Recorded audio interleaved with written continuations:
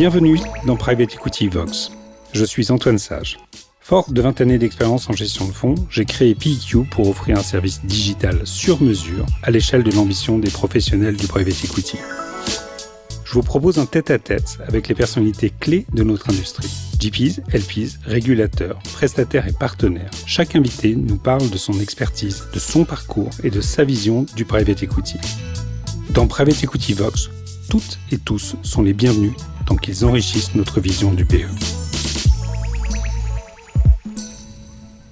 Bienvenue dans notre podcast Private Equity Vox. Nous sommes ravis d'accueillir aujourd'hui Thomas Nivard, partenaire chez 360 Capital, fonds de venture capital parisien, pionnier dans le deep tech, climate tech, depuis plus de 25 ans. Thomas, vous avez rejoint 360 Capital en 2021 et pilotez aujourd'hui le nouveau fonds 360 Life 2, qui vient d'annoncer son premier closing à 140 millions d'euros, avec un objectif final de 200 millions d'euros dédié exclusivement à la climate tech. Diplômé de l'École centrale de Lyon et titulaire d'un MBA de l'INSEAD, vous avez acquis une solide expérience terrain chez Eurogroup Consulting, puis Fidesco, avant de rejoindre 360 Capital. Vous vous distinguez par votre approche industrielle de la climate tech, travaillant en étroite collaboration avec des partenaires stratégiques comme A2A et Denora, qui ont investi des dizaines de millions dans votre fonds. Chez 360 Capital, vous défendez une vision assumée, misée sur le hardware, en climate tech, une approche qui tranche avec le côté software first assez dominant, en définitive, dans le VC européen. Thomas, nous sommes très heureux de vous accueillir à ce micro. Un grand bienvenue dans Private Equity Vox. Merci, bonjour à tous. Thomas, est-ce que vous pourriez nous présenter 360 Capital et votre positionnement sur le marché du VC européen ? Oui, 360 Capital, donc on a un fonds early stage, donc on va mettre des tickets jusqu'à une dizaine de millions à travers 2 bureaux à Paris et à Milan. Oui. On a commencé il y a 25 ans, on est aujourd'hui 25 et on investit dans une quinzaine d'entreprises par an. On a toute une gamme de fonds avec des thématiques assez différentes. Moi, je suis sur la verticale qui est climate, on en parlera un peu plus tard, mais on peut investir dans des sociétés sous un angle généraliste dès la création de la société. Donc on va vraiment d'une équipe fondatrice avec un deck jusqu'à une dizaine de millions sur une équipe qui a déjà une technologie et un début de marché. Et cet ancrage européen ? Alors cet ancrage européen, en fait, il est né vraiment depuis le début où le fonds a été créé donc par 2 Italiens en 97. Ils avaient levé un petit fonds de 5 millions à l'époque et très vite, ils se sont rendus compte que le marché start-up en Italie était trop restreint. Et donc les premiers deals qu'ils ont fait étaient notamment en France et en Espagne. En Espagne, c'était eDreams, la plateforme de réservation de tickets d'avion. Ouais. Ça, c'était en 98. Et donc en fait, l'angle européen était par design dès le début et s'est renforcé au fur et à mesure des fonds qu'on a levés. Aujourd'hui, dans le portefeuille, on a 7-8 pays représentés, avec bien sûr un angle plus fort sur la France et l'Italie. Mais on est en Autriche, en Suisse, en Espagne, voilà, au UK bien sûr. Et ça s'articule en termes d'équipe ? En termes d'équipe, c'est vraiment fonds par fonds. Donc on a des équipes dédiées sur chacun des fonds qu'on gère. Et au sein de chaque fonds, on peut avoir des allocations plus ou moins larges pour investir à l'étranger. Voilà. Mais donc chaque équipe de chaque fonds gère son sourcing en fonction de ses contraintes. Et alors, vous venez d'annoncer donc 140 millions d'euros pour le fonds 360 Life 2 oui. Avec A2A et Denora. Ces industriels, pour quelles raisons ont-ils décidé de passer justement par ce fonds et non pas en direct ? Ouais. Non, c'est une bonne question. On peut même, pour commencer avec A2A qui sont ceux avec qui on a commencé cette verticale climate tech en 2019. Est-ce que vous pourrez peut-être les présenter ? Alors A2A, oui, bien sûr, pardon, oui, effectivement, surtout pour encore moins connu en France, mais A2A, c'est une entreprise à cheval entre un Veolia et un EDF, donc ils font à la fois de la production, distribution d'électricité, mais également de la collecte, gestion des déchets, traitement de l'eau en Italie. Donc c'est une boîte qui est cotée 6 milliards en bourse en Italie. Voilà. Et donc on a commencé avec eux, où eux se posaient la question de comment intégrer, générer de l'innovation au sein de leur groupe. Et une des réponses, c'était l'investissement en start-up, mais ils se sont rendus compte assez aisément qu'ils avaient ni les compétences, ni le track. En fait, ils comprenaient même pas, au-delà de l'industrie et des startups, ils comprenaient même pas ce que voulait dire investir dans une startup. Et donc ils ont fait appel à nous, notamment via le bureau italien, qui avions à ce moment-là 20 ans d'expérience, 150 boîtes investies, pour les accompagner dans le sourcing, donc les aider à avoir l'innovation par notre sourcing à travers l'Europe, mais ensuite l'investissement et le lien qu'on fait entre ces startups-là et ensuite eux, leur innovation et leur département. Donc initialement, ça a commencé comme ça. Sur ce premier fonds, toutes les boîtes dans lesquelles on a investi ont fait un partenariat avec A2A, business ou R&D. Et donc c'est sur cette base-là qu'on a lancé un deuxième fonds. Parce que au-delà du retour financier qui est bon, il y avait un vrai intérêt innovation pour eux. Et donc ce deuxième fonds a commencé par, bien sûr, A2A qui voulait renouveler l'aventure, et Denora est venu sur la même thèse, sur une thèse de on va commencer en fait vraiment l'innovation via cette initiative-là. A2A, quand ils ont commencé en 2019, ils étaient 3 en innovation, aujourd'hui ils sont 80. Parce qu'on a réussi à montrer qu'on pouvait, grâce notamment à l'investissement startup, pas que bien sûr, mais notamment grâce à ça, générer des synergies entre des petites boîtes innovantes à travers l'Europe et des business units d'un gros groupe. Centrale Lyon, INSEAD, Oui. conseil chez Eurogroupe. Écoute, on va se tutoyer. Qu'est-ce qui t'a donné envie de passer au VC? Oui.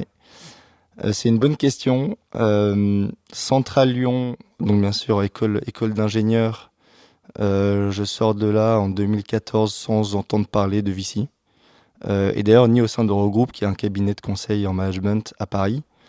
Et c'est vraiment quand je suis arrivé à l'INSEAD après 2 ans à Cuba sur du financement de projets sociaux et humanitaires que j'ai commencé à me dire que j'aimais bien travailler avec des entrepreneurs. Et donc à l'INSEAD, tout le monde parlait de VC. Attends, qu'est-ce qui s'est passé à Cuba? En fait, à Cuba, j'étais envoyé avec ma femme, on venait de se marier, on est parti 2 ans au sein d'une ONG locale où mon rôle était moi de faire de la levée de fonds, principalement auprès des Cubains exilés, pour financer en local des projets d'écoles, de maisons de retraite. Donc la diaspora cubaine. Exactement. Donc c'était la diaspora cubaine qui avait eu la chance de quitter le pays et qui n'oubliait pas leurs amis et leurs familles sur place. Et ce qui était d'ailleurs très intéressant, c'est qu'entre un don aux US et la réalisation d'un projet sur place à Cuba, on était parfois sur 10 jours, 2 semaines. Donc il y avait un impact très concret, très rapide. Ouais. Et c'est vrai qu'à l'INSEAD, en discutant avec les gens autour de moi, avec des profils très différents, je me rends compte que le VC peut allier innovation, business. Je récupère un stage et j'arrive à avoir un stage dans ce monde-là pour un VC basé au Nigeria. À cause du Covid, j'y suis pas allé, donc j'ai fait mon stage en remote. mais donc je fais ce stage-là, je me dis que ça me plaît, et en fait, naturellement et via le réseau INSEAD, j'ai la chance de rencontrer 360, donc en 2020. Le courant passe très bien, l'ADN est assez cohérent avec l'Europe du Sud, France, Italie. Moi, je suis du sud de la France, donc ça passe très bien. Et donc, je commence comme ça. Donc, c'est pas du tout un rêve que j'avais depuis tout petit. Tu voulais pas faire VC? Non, bizarrement. Mais ça s'est fait aussi par opportunité, et il se trouve que ça correspond assez bien à ce que j'aime faire. Et alors, pourquoi 360? Parce que justement, un des fondateurs était passé par Fontainebleau aussi, ou il y avait Ça, autre c'était chose? la porte d'entrée, oui. Ouais. C'était la porte d'entrée. Pourquoi 360? En fait, en réalité, dans les entretiens que je passais à ce moment-là, et notamment dans les entretiens en VC, c'est vraiment ceux avec qui j'ai le mieux fité. Ouais. Le métier est fondamentalement le même dans tous les fonds, au moins en France. Par contre, les gens que j'ai rencontrés à ce moment-là, le fait que ce soit des associés qui soient là depuis assez longtemps, donc une stabilité aussi dans les boss de l'époque, me fait dire que c'est une boîte où je pouvais me projeter. Et d'ailleurs, j'ai pas été déçu là-dessus. Mais je trouve que l'ADN que j'avais perçu à l'époque, donc franco-italien, parfois à parler fort, à se dire les choses, mais à se respecter en étant en toute bienveillance, pouvoir se dire les choses droit dans les yeux, qui je pense est assez sain.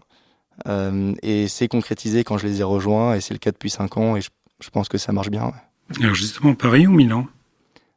Moi, je suis basé à Paris. Après, je suis pas parisien de souche, mais J'ai passé un an avec ma famille à Milan l'an dernier, sur le bureau italien, où au-delà du côté italien et milanais très sympa du point de vue perso, c'était aussi très intéressant en fait de découvrir un écosystème mais complètement différent sur le nombre de startups, le nombre de fonds, le nombre de personnes intéressées par l'entrepreneuriat. On est à Paris quand même dans un écosystème ultra développé. Et le fait d'aller à Milan m'a permis de voir aussi de retourner aux fondamentaux, de voir comment financer des boîtes early stage en Italie, parfois pour les accompagner, notamment en France, notamment d'un point de vue business. Et c'est vrai que je trouve que c'est un peu la richesse de 360, c'est qu'on a ces deux pays-là assez forts, on se parle tous les jours et on arrive à créer des bonnes histoires transalpines, quoi. Donc tant mieux pour les entrepreneurs qu'on soutient et tant mieux à la fin pour le portefeuille. Ouais. Ouais. Tu dis software is not enough en climate tech. Pourquoi miser sur le hardware alors que ça c'est évidemment pour être très provocateur, les valorisations font un peu peur. T'es peut-être pas d'accord avec ça. Je suis pas d'accord. On commence sur un désaccord, s'il te plaît. Nous, pourquoi on mise sur le hardware, même au-delà de la climate tech, c'est qu'on voit que ça marche. Un des grands succès de 360 sur les 10 dernières années, c'est Exotech, où on avait l'idée le premier tour de table, le seed. Exotech, c'est des robots pour des entrepôts, c'est du hardware, et on voit la trajectoire que ça continue de prendre qui est exceptionnelle. Impressionnante. Donc on a, oui, qui est en fait impressionnante et qui nous a aidé aussi à continuer à regarder le hardware et la deep tech également. Donc je pense qu'on a vu que ça marchait historiquement. En climate, on a vu sur le premier fonds Life 1 que ça fonctionnait très bien. On a une boîte comme Energy Dome qui est du stockage d'énergie, comme une grosse batterie de la taille d'un terrain de foot si on veut, qui est une boîte qui cartonne à la fois en valorisation mais aussi en business et en visibilité. Et donc on voit que ça marche. Donc nous, de manière très pragmatique, on est investisseur financier, on veut des bons retours, le hardware fonctionne, on n'a pas peur d'en faire. En climate tech, plus précisément, ce qu'on pense, c'est que le hardware est nécessaire aux enjeux de transition énergétique et écologique. Et donc, on utilise les compétences hardware développées par ailleurs pour l'appliquer à cette verticale-là. Et donc, c'est vrai que volontairement, sur nos fonds Climate Tech, on veut avoir au moins la moitié des deals qui sont Deep Tech et ou hardware. Voilà. Alors, sur les valorisations, moi, je suis pas d'accord pour le coup. Je pense que les valorisations en Climate Tech sur le software sont très élevées parce qu'il y a beaucoup d'argent et beaucoup de fonds Climate ont été élevés par des VC pure software. Et donc, c'est vrai que nous, ce qu'on voit quand même, c'est que sur les deals qui marchent bien en software, qui marchent bien au niveau commercial, les valorisations peuvent monter très vite, très haut, et parfois, à notre sens, trop haut. Alors qu'en hardware, beaucoup de gens ne regardent pas par principe, et donc on a encore des bons points d'entrée.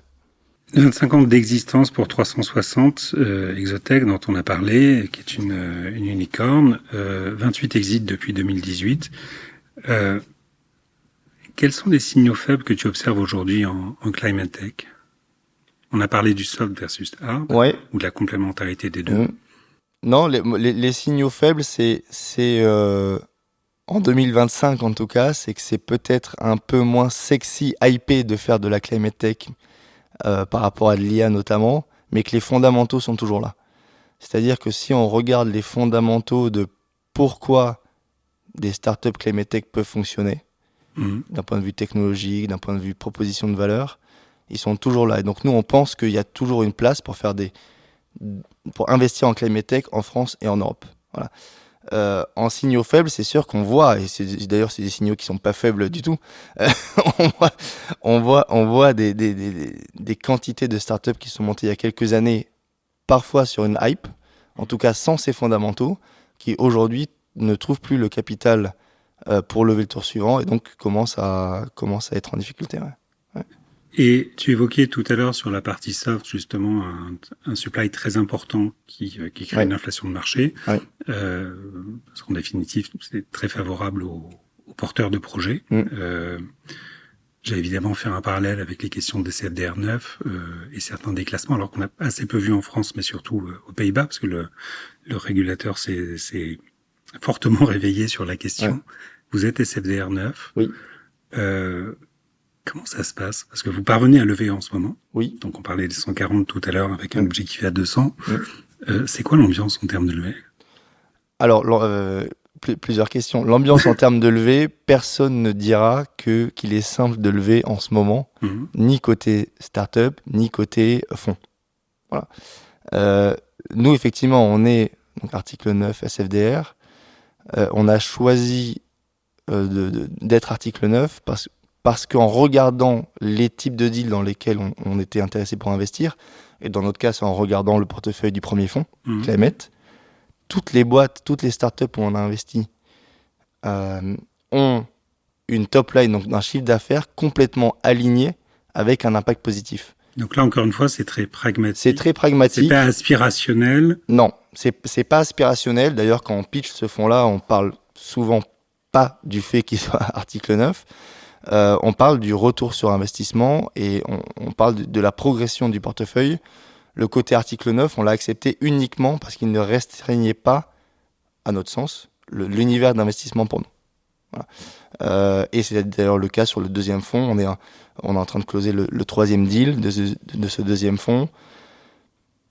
Les trois deals auraient très bien pu être faits avec un fonds article 8. Oui. D'ailleurs, on a monté tous nos autres fonds article 8, celui-ci article 9. Et pour nous, c'est ça qui est important. On n'aurait pas accepté. Et c'est vrai qu'en termes de levée, par ailleurs, le fait d'être article 9 nous a pas freiné, mais nous a pas non plus spécialement aidé. Il n'a pas doublé les allocations. Non, dommage. Non, mais personne n'a été. L'article 9 n'a été le trigger pour aucun LP. Et c'est simplement qu'on les a convaincus sur notre stratégie, notre équipe et la qualité des performances, quoi. Ce qui est plutôt rassurant. Je suis assez d'accord. Vous êtes au bord de tu es au bord de Corinth Oui, Corinth. Ouais. Corinth, Surf, Beanstalk. Oui. Qu'est-ce qui te fait dire qu'une équipe va créer de la valeur?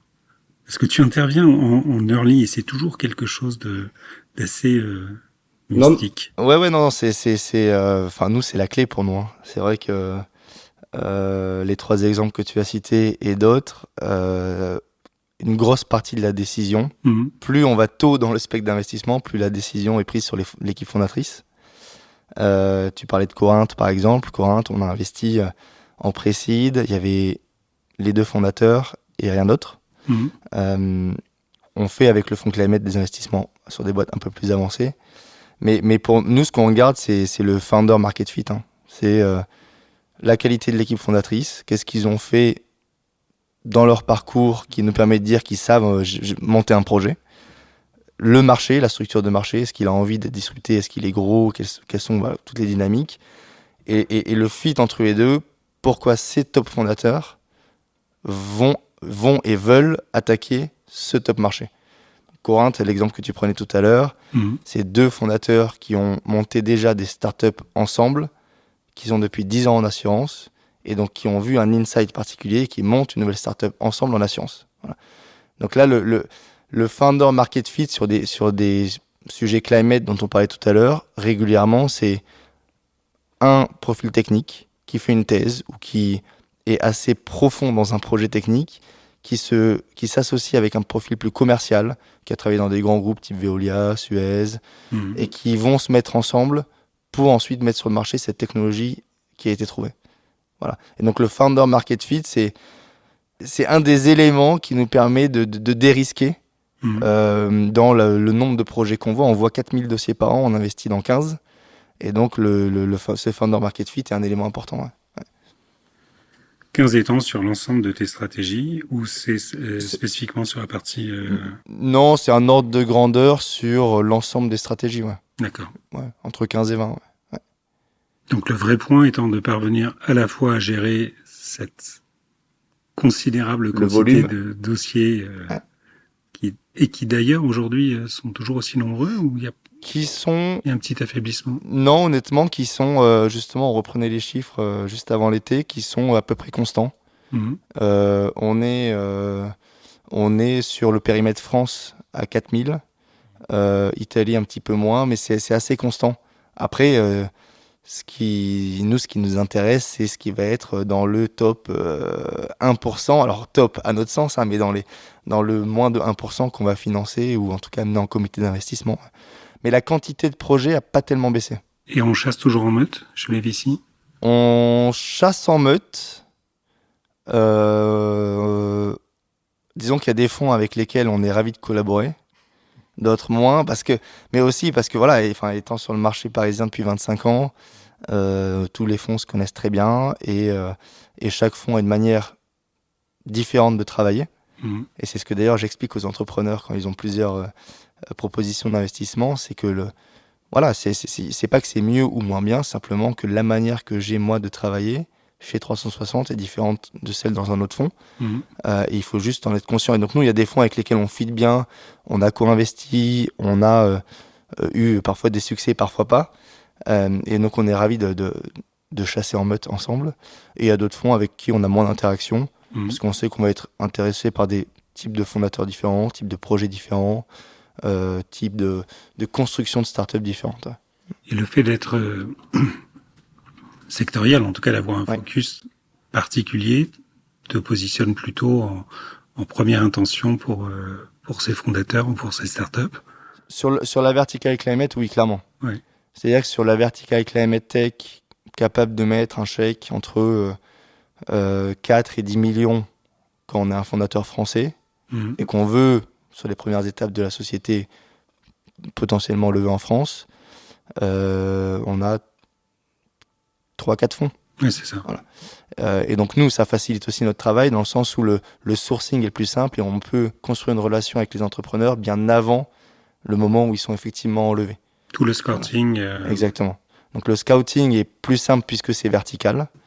Donc on sait quelles sont les boîtes qui ont levé un premier tour de table et c'est pour celles qui rentrent dans notre thèse, on construit la relation avec eux.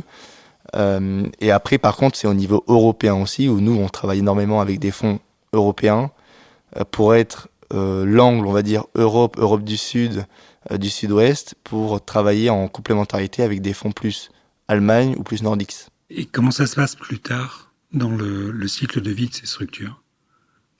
Comment le marché a évolué en la matière? Il s'est bloqué, comme on peut le dire, ou au contraire, en climate? Non, alors il s'est pas bloqué. Au global, aujourd'hui, les fonds sont plus frileux qu'en 2021, ça c'est une évidence. Le marché s'est pas bloqué, il y a toujours des poches d'investissement disponibles. Après, c'est simplement que le marché est exigeant. Vu que moins de fonds arrivent à lever les fonds suivants, la supply de fonds est plus réduite. Et donc, effectivement, ils font de plus en plus attention aux projets qui sont financés. Donc, effectivement, les startups peut-être intermédiaires qui ne sont pas des top performers ont peut-être un petit peu plus de mal à lever qu'il y a quelques années, ça c'est clair. Fonds Evergreen, question de liquidité, marché secondaire. Comment est-ce que tu te positionnes par rapport à ces évolutions? Comment tu te positionnes? 360 Alors, non, nous, la liquidité, au sens commun, tous les VC, et nous, particulièrement chez 360, la liquidité est un sujet, pas quotidien, mais hebdomadaire. On en parle toutes les semaines en réunion de partenaires, puisque c'est ce qui, notamment, nous a permis de lever ce nouveau fonds Climate, où on a des très bons multiples de DPI, donc d'argent rendu à nos investisseurs sur les fonds précédents. Et à la fois, c'est ce qui concrétise le métier d'investisseur, de ne pas seulement investir, mais ensuite de réussir à sortir. C'est ce qui rend de l'argent au LP et c'est ce qui facilite nos levées suivantes. Donc nous, c'est un sujet vraiment, vraiment très présent chez nous. On a vendu plusieurs dizaines de boîtes, moi, depuis que je suis arrivé chez 360 en 2021. Et donc, on en parle tout le temps. Comment faire de la liquidité? Nous, ce qu'on constate, c'est que dans le camembert de liquidité, justement, sur ces 5 dernières années, c'est de plus en plus vers du secondaire, à la fois au moment où il y a un nouveau tour de table qui se fait, où nous, en fonction des dynamiques de valorisation, on peut être proactif pour vendre une partie de de nos actions. Ou, entre deux tours, quand il y a un investisseur plus late stage qui veut se reluer, en discussion avec cet investisseur, on peut décider effectivement de sortir une partie de notre stake. Et donc, on a vraiment une approche proactive. On sait que c'est difficile d'avoir la liquidité et peu de VC arrivent à le faire. Et donc, quand on y arrive, on stand out, et ça, c'est nos LPs qui le disent. Et on travaille de plus en plus sur cette stratégie-là, parce qu'on a aujourd'hui plus de 60 startups en portefeuille. On n'a pas vocation on n'est pas structuré en tout cas pour en avoir plusieurs centaines, et donc on doit avoir une approche proactive de laquelle on parle d'ailleurs aussi avec nos entrepreneurs. De rotation de portefeuille et Non, mais toujours d'expliquer que nous, on a un horizon de liquidité, et donc à tout moment, je pense qu'il est assez sain de parler avec les entrepreneurs qui eux aussi, pour la plupart, savent qu'ils construisent une boîte aussi pour la vendre à un moment, et on parle de manière assez saine sur quelle est la prochaine étape de la boîte. Ça peut être une levée de fonds, ça peut être une sortie partielle ou totale, mais ça aide aussi à ne pas perdre de vue quel est l'objectif final pour tout le monde. Tu as 2 industriels, LP du fonds. Oui. Tu parles pas du tout d'industriels en termes d'exit. Parce Non. Que c'est trop tôt ou... Alors non, c'est eux, c'est pas leur stratégie d'investissement. Ah, je ne parle pas d'eux spécifiquement. Mais les industriels sont, en fait, j'en parle moins parce que c'est plus naturel. D'accord. C'est-à-dire que les startups, et notamment si on parle de la climate tech, vont travailler avec des grands utilities à travers l'Europe, qui d'ailleurs souvent ont des venture arms, donc des fonds d'investissement, et ont tous des départements M&A. Et donc le fait de travailler via des départements innovation de ces grands utilities les met sur le radar mécaniquement. Et donc c'est un prémisse. C'est les prémices. Ouais. Par contre, nous, notre job, et ça fait partie de notre stratégie liquidité, c'est de connaître tous les départements M&A des grands corpos les plus actifs pour régulièrement leur montrer notre portefeuille, exposer quelques opportunités pour eux qui pourraient être sur un bon timing de liquidité. Et ça, on a une stratégie là-dessus aussi de pouvoir mener un process compétitif qui bénéficie à la fois à l'entrepreneur, à nous comme actionnaires, et à la fin qui puisse bénéficier au corporate qui intègre cette solution. Et donc la question d'un fonds evergreen ne s'est pas posée? Non, ça a jamais été vraiment notre modèle. C'est pas d'ailleurs une question qu'on s'est réellement posée. On est assez à l'aise en fait avec le fonds, avec le type de fonds, donc 10 fonds fermés de 10 ans qu'on a. C'est peut-être le sujet du prochain partner meeting. Ouais. Je ne veux rien perturber. Comment vois-tu les évolutions du marché des VC français, mais j'étendrai même cette question aux contreparties ou aux partenaires avec lesquels tu travailles à un niveau plus européen. Quelle est l'ambiance? L'ambiance, moi je suis pas de ceux qui sont pessimistes ou catastrophistes. C'est sûr qu'on n'est pas dans une hype comme il y a quelques années. C'est un métier de cycle, donc. Oui, exactement. Et encore, ça dépend, ça dépend de quel domaine dont on parle. Mais je dirais que globalement, l'ambiance est bonne, très sérieuse. On fait très attention à nos investissements, très attention à la gestion du portefeuille. C'est moins exubérant. C'est moins exubérant et je pense que c'est assez sain parce qu'à la fin, on est payé par nos LP pour délivrer de la performance. Et pas pour juste mettre des logos sur notre site internet. Donc, je vise personne et à la fin, on veut tous délivrer une performance à nos LP. Et je pense que c'est vraiment compris. Le monde VC est moins sexy pour quelqu'un qui viendrait de l'extérieur qu'il y a quelques années, et c'est peut-être tant mieux. Ouais. C'est peut-être tant mieux. Les gens, ils vont moins pour les paillettes, mais plus pour travailler sérieusement sur du financement, de l'innovation et de la performance pour des LP. C'est un job formidable en ce sens.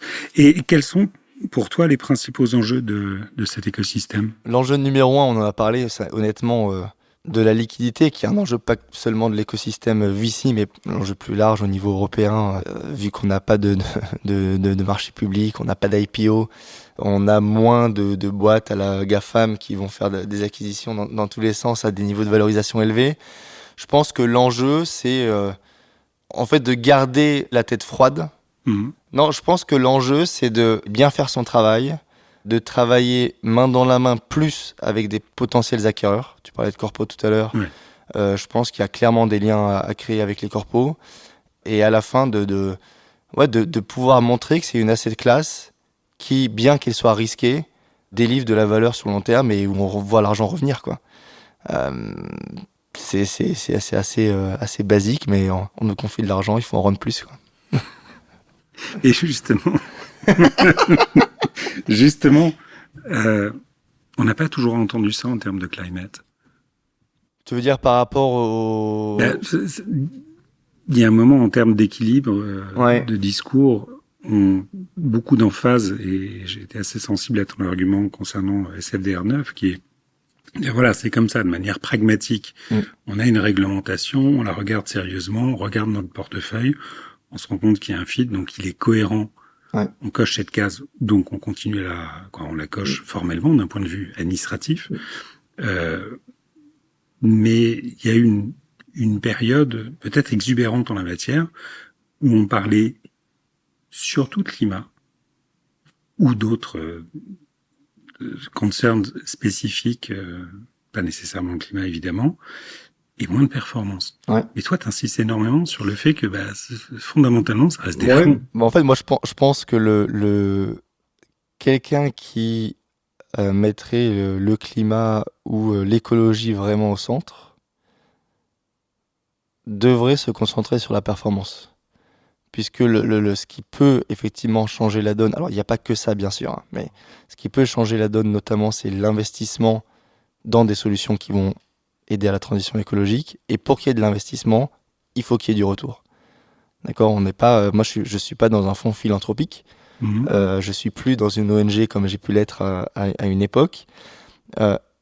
Et donc je pense qu'effectivement il y a une époque où on vendait de l'impact, notamment écologique, et ça permettait de lever des fonds. Et ces stratégies-là aujourd'hui qui parfois délivrent pas en fait de retour financier. Ils peuvent délivrer autre chose, mais en tout cas. Exactement, peuvent délivrer autre chose. Mais d'ailleurs il y a des poches réservées pour ça et c'est très bien. C'est simplement que pour un investisseur généraliste comme nous, on ne peut pas. Donc on lit via article 9, on lit une partie de notre rémunération à l'atteinte d'objectifs écologiques. D'accord. Mais on doit fournir un retour financier et nos LP, donc nos investisseurs, reviendront chez nous s'il y a un retour financier. Voilà. Si quelqu'un veut avoir un impact qui ne soit pas financier très élevé, il a d'autres structures pour investir, mais pas chez nous. C'est extrêmement clair. C'est clair. Mais non, mais c'est en fait, j'ai presque envie de dire si ton objectif c'est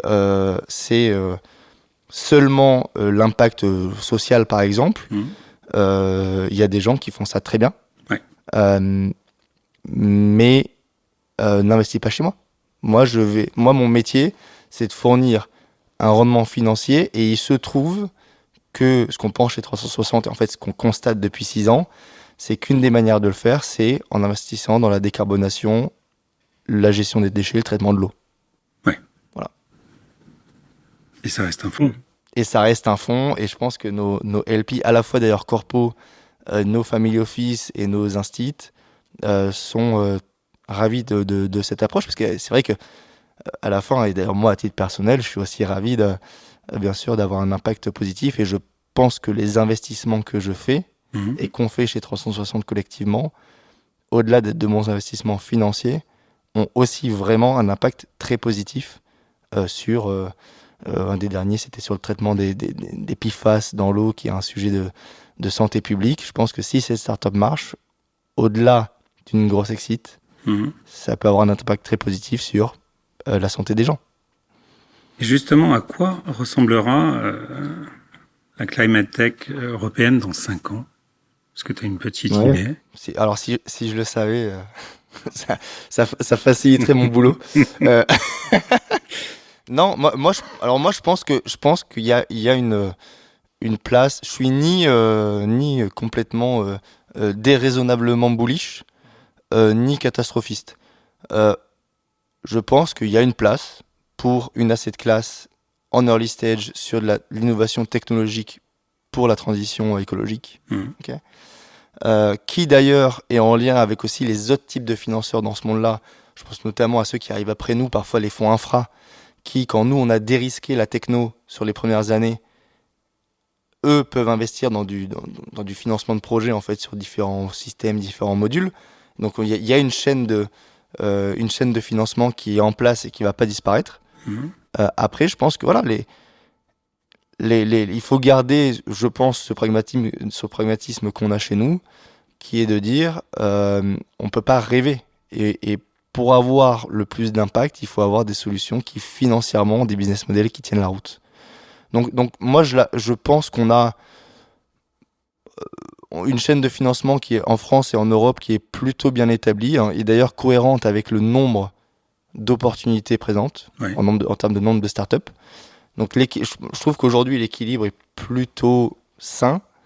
Après, je souhaite bien sûr que ça grandisse parce que je pense que ce qu'on fait est bon pour la planète, mais que ça grandisse de manière raisonnable pour pas avoir une bulle qui éclate et à la fin tout le monde en pâtira, nos LP, nous, les entrepreneurs, et si on croit que ce qu'on fait a un intérêt pour la planète elle-même.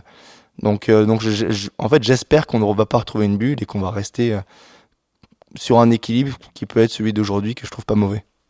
Et pour 360 Capital, de manière plus large. Dans 5 ans ? Bah oui. Ouais, non, c'est... Le 30e anniversaire, ça ressemble à quoi ? 30e anniversaire, ouais, donc 30e anniversaire, c'est dans 2 ans. Non, je pense que c'est ça restera une société de gestion pan-européenne avec des investissements à travers l'Europe sur différentes stratégies. On doit, et ça c'est le mécanisme classique d'un asset manager, on doit avoir une taille qui nous permette d'exister. Donc il va peut-être falloir grandir. Et de passer les cycles. Ouais, mais en fait les cycles, on en a déjà passé. La bulle Internet, on était déjà là. 2008, on était déjà là. 2021, en fait, on était déjà là et on n'a jamais rendu autant d'argent à nos LP que depuis 2021. Donc bien sûr, ça ne veut pas dire que c'est gagné. De toute façon, la priorité, c'est la performance. Voilà. Donc la priorité, c'est la performance. Continuer sur nos différents produits, Vertical Climat, Vertical Précide Seed France, Vertical Précide Seed Italie, à driver de la performance et avoir des équipes qui prennent le relais, comme ce qu'on a construit depuis quelques années, où on a un partnership qui est avec à la fois le fondateur, donc des gens plus expérimentés et des gens qui sont dans ce métier depuis 5 ans. Donc construire une équipe durable sur des thèses d'investissement précises et des cycles de produits qui peuvent se lever. Là, on est au 2e fonds Climate, on pourra après avoir un 3e, un 4e, tant qu'on pense que la stratégie est pertinente pour nos LP et pour avoir du retour. Il y a une évolution dans la relation investisseur ? Enfin, il n'y a pas d'évolution voulue, si ce n'est être toujours plus proche de nos clients, en fait. Ce qui me paraît naturel. En fait, c'est vrai que ça me paraît être vraiment la base, c'est pas toujours suffisamment bien fait, mais la relation aux investisseurs, nos investisseurs, c'est eux qui nous permettent de vivre. Alors on est content de leur rendre aussi, de leur fournir de bons multiples, mais nous on doit toujours, en fait, c'est une question pareille quotidienne, comment on fait pour être plus proche de nos investisseurs existants, passés et futurs. Donc on a je pense qu'on a en tête, et on a doublé la taille de l'équipe Investor Relations, qui est maintenant sur les 2 pays, parce qu'on a cette préoccupation quotidienne en tête et on vit grâce à ça. Donc, on n'a pas de grand plan stratégique sur notre relation investisseur, si ce n'est de toujours s'améliorer. De bien le faire, exactement. Ce qui est déjà important. On a une base d'investisseurs assez variée en type d'investisseurs, en pays, en type d'attente quand ils investissent chez nous. Il faut qu'on le fasse toujours mieux. J'anticipe le 30e anniversaire, donc, donc joyeux anniversaire. Ce sera à ce moment-là. Un mot de clôture, on regarde 2050, ça ressemble à quoi ? Qu'est-ce qu'on se souhaite ? On est angoissé, on est combatif. Pour 360 ? Ouais, puis même personnel. Non, mais les deux... je pense, 2050, alors je pense que personne n'a de boule de cristal malheureusement sur l'état du monde et encore moins l'état du VC dans 25 ans. Non, moi j'espère toujours que des gens seront assez fous pour monter des projets qui changent le monde. C'est un peu bateau, mais et pour ça, il faut qu'il y ait une chaîne de financement. Donc j'espère qu'on aura réussi à construire un univers, pour le coup, d'exit plus important. Parce que c'est par cet univers d'exit plus important qui, d'ailleurs, en fait, nous on le voit, hein, les entrepreneurs qu'on soutient, qui revendent leur start-up, ils réinvestissent dans nos fonds.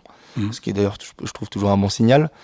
C'est assez vertueux. Ouais, c'est assez vertueux. Et je pense que si on arrive à avoir plus de sorties, on aura plus d'entrepreneurs qui se diront c'est possible de changer le monde et faire fortune en montant des boîtes et en prenant ce pari-là, en quittant des situations parfois très confortables pour monter des startups.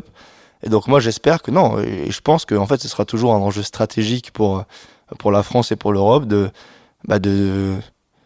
foster innovation, quoi. Donc de favoriser, d'encourager l'innovation.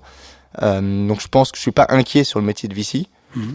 Et pour 360, je pense qu'on aura notre place à jouer quand on fêtera nos 50 ans. Peut-être que je serai toujours là, on verra dans 25 ans. Si les conditions sont bonnes, je te le souhaite.